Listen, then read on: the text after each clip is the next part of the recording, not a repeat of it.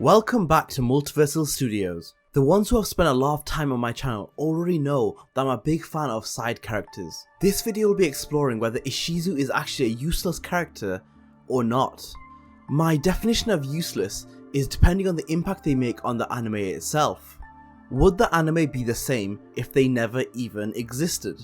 So make sure you buckle up and watch till the end of the video, because I'm going to be looking at every critical Ishizu scene in the Yugioh anime, from the very start to finish, and hopefully come to the conclusion whether she matters or not, essentially. Now before we jump into the video, make sure you hit that like and subscribe button. Let's try and get to 3k subscribers by the end of this year. Now we first come across Ishizu in Battle City, where she invites Seto Kaiba to the museum that she had curated. However, Ishizu was relevant way before that. Ishizu was actually the person that Pegasus had contacted and given her all 3 Egyptian god cards to keep them out of the wrong hands in general, as Pegasus was afraid of the power he had unleashed on the world. I've been awaiting your return to the land of the pharaohs. I am Ishizu Ishtar. Now come with me. Pegasus trusted Ishizu, a trust which in my opinion was misplaced, because Marek and his goons ended up finding all 3 Egyptian god cards and ended up stealing 2 out of the 3 god cards. So even though this story gets told to us in a backstory, Ishizu in my opinion starts off as a failure right from the very start, as she was only able to protect Obelisk the Tormentor from the clutches of Marek. However, let's look at it from a different perspective. If Ishizu never existed, Pegasus would look elsewhere for the protection of the 3 god cards. Now, since Ishizu had the power of the Millennium Necklace and knew the destruction the god cards could create, she was arguably the best choice for the job. Since if Pegasus had given away the god cards to someone else, the potential of Marek gaining all 3 Egyptian god cards instead of only 2 would be incredibly high. So I guess we should be grateful that Ishizu managed to protect one of the god cards, right? However, does Ishizu make up for this in some other way?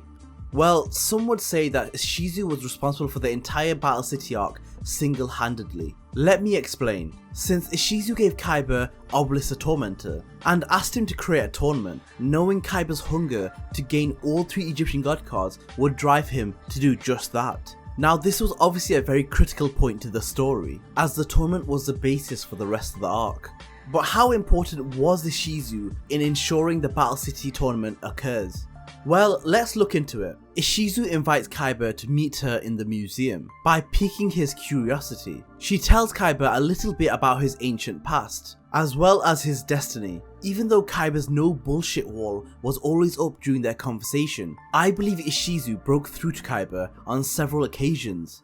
It can't be. These carvings look like duel monster cards. Then that means your story is true. Now I think Ishizu here did more than just give Kaiba Obelisk in this circumstance. I think she was the first one to crack that wall which protected Kaiba from all that magic-y nonsense. I think Ishizu did more for Kaiba in terms of opening his eyes than Yugi ever managed to do. After this moment, Kaiba, your life will never be the same. That's the pharaoh? But that's Yugi! And the monster carved above him is the Dark Magician! So a big factor which Ishizu barely gets any credit for is the foundations she sets with Kaiba that gets built upon during the show. Now let's get onto the Obelisk part. Yes, Ishizu gives Obelisk the Tormentor to Kaiba, with the deal that Kaiba would create the Battle City tournament, as well as the deal that he would one day return the god card back to her. Now I understand why people think that Ishizu is so important in this scene. However, I always think back to Kaiba's obsession with beating Yugi in a duel, as well as upgrading his deck and making him a better duelist. I feel like eventually Seto would get wind that the god cards existed, especially if they were in rotation and were being used in shadow games. This news would eventually reach Seto Kaiba with all the different connections he has. I feel like with the knowledge of this, he would hunt for the god cards as well. And if you combine this with his passion to defeat Yugi in a public setting, I think the Battle City tournament was inevitable with or without Ishizu. But I will admit, Ishizu was definitely a catalyst in speeding things up. so I can't 100% give Ishizu all the credit for the tournament because I truly believe it would have happened anyway.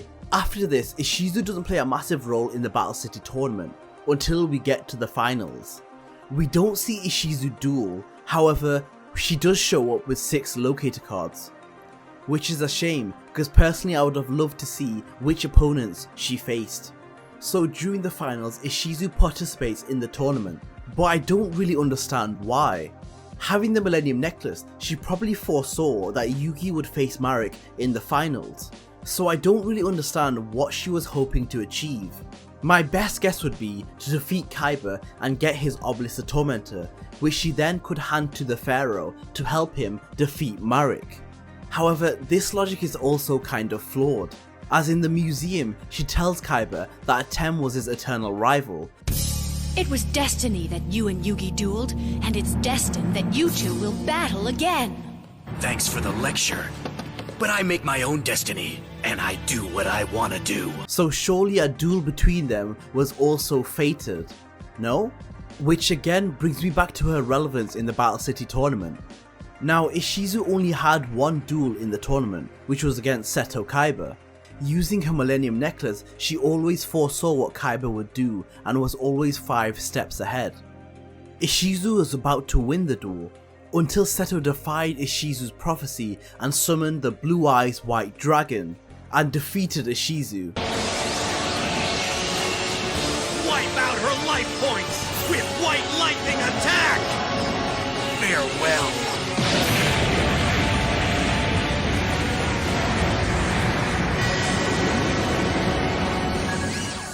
This duel was great and very entertaining, however it didn't really add anything to the storyline.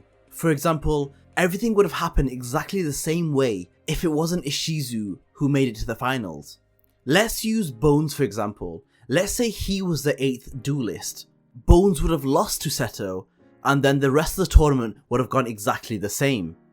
So as entertaining as this duel was, it doesn't really help Ishizu's case in terms of usefulness. However, there was one thing, and it does revolve around Kaiba's character development. Ishizu forces Seto to the edge, and forces him to use the power of the Millennium Rod, an item his ancient self had previously used. This strengthened Kaiba's connection with the Blue Eyes White Dragon, and essentially Kasara. So if we look at it in that way, Ishizu is useful in that sense. Ishizu, realizing that destiny could be altered, willingly handed over her Millennium Necklace to Yugi, which helped Atem get one step closer on his journey. However, this was also the moment where Ishizu explained the backstory of Marek, and how he became evil in the first place. And I gotta say, in this story, Ishizu doesn't do herself any favours. Now let me explain. During her telling of the backstory, Ishizu explains how both Marek and herself were Tomb Keepers, their sole job being to protect the Pharaoh's secret until he returns. Part of their duties were that they weren't allowed to mix with the outside world. However, Ishizu broke that rule and took Marek outside on a day trip. Now don't get me wrong, Ishizu had the best of intentions. There's nothing wrong with what she did. However, Marek was exposed to what he felt like was a life of freedom, and became bitter and angry when he realized his fate was different to those on the outside world. This is what the evil Marek feasted on and came to be. So you could argue that Ishizu was actually the one responsible for the creation of evil Marek, which only grew over time. I knew I had made a great mistake. As the keepers of the Pharaoh's tomb, we were forbidden to see the world, and I was beginning to understand why. I was about to pay the price for my actions. I exposed Marek to a world he should never have seen, and this caused Marek to reject our family, and his evil side grew. Now I know this isn't a fair assessment since I'm taking a good deed and turning it into a bad one. However, regardless of her intentions, the outcome was the outcome, and Ishizu has to take responsibility for the part that she had to play. So some could argue that Ishizu started Battle City, however I would argue that Ishizu actually was responsible for evil Marek, which I think outweighs the latter. Now following the loss of her duel, Ishizu basically sits in her room the entire time. Skip forward into the future and Ishizu is also a bystander between the duel versus Yugi and Atem. Ishizu just becomes a character which is there to fill in the gaps of lore, since she's a really good storyteller. However, when it comes to how useful she is in the actual story, she isn't that useful. Now if you like this video, go check out a video I made about Tristan regarding his relevance. Also, don't forget to like and subscribe. Until next time.